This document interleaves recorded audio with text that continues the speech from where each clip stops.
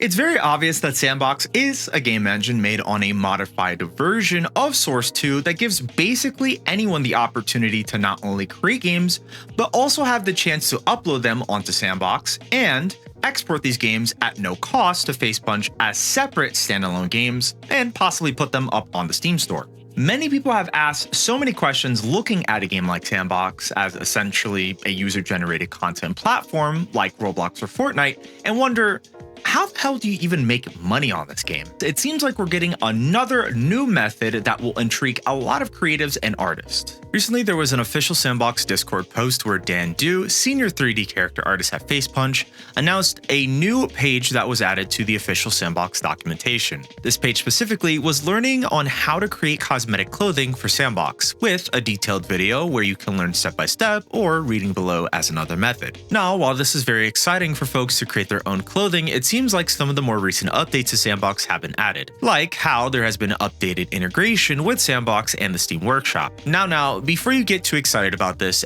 integration is specifically for cosmetic items. If you're putting the pieces together in your head already, then you're understanding exactly where this is going. I had the chance to have a conversation with Dan Du as I asked him a couple of questions. There was a lot, but we'll sum up the idea of what this integration is all about. Plus, reminder, these things could be subject to change. But if what Dan's describing will be unchanged over time, this is some pretty great news for artists and creatives in the community. Dan has mentioned that with this announcement, Facepunch and Gary are hoping to encourage many artists within the community to make clothing for the Citizen, Terry, or human characters. And just like Facepunch is currently doing, allow people to create and sell their own digital clothing cosmetics on S&box, akin to games like CS2, TF2, and Rust. This is honestly a huge development to share, as this will give developers and artists ways to make money on S&box. Now, I do want to preface that before we get into this next section, as many people are going to worry and leave comments, since mentioning this, that there is going to be a lot of clothing that's already available on S&box for free.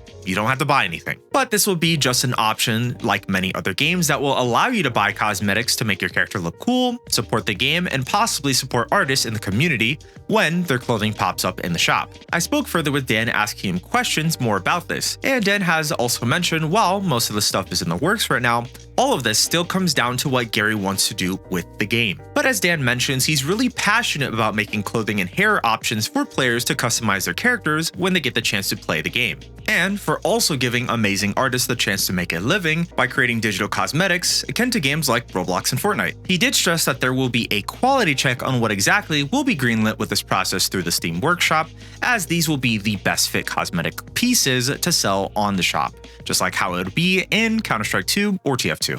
Dan Du has also provided many videos on his personal YouTube channel, which I definitely recommend going to if you want to learn more about how to make your own type of 3D clothing for games and also S&box, and to learn how to make the most of it. With all this info tying more into the methods for developers and creatives to make money on S&box, it all comes down to adoption for the game and also the types of tools, options, and content that's available, not only just for developers, but also the players that are interested in the game and also who want to create games too. Most of this stuff has been in development for the last year or so, and a lot of progress has been made. But truthfully, what do you really think about all of this? But if you're still interested in S&box and want to learn more about it, check out my last video where I talk about new tech and content that has arrived in S&box.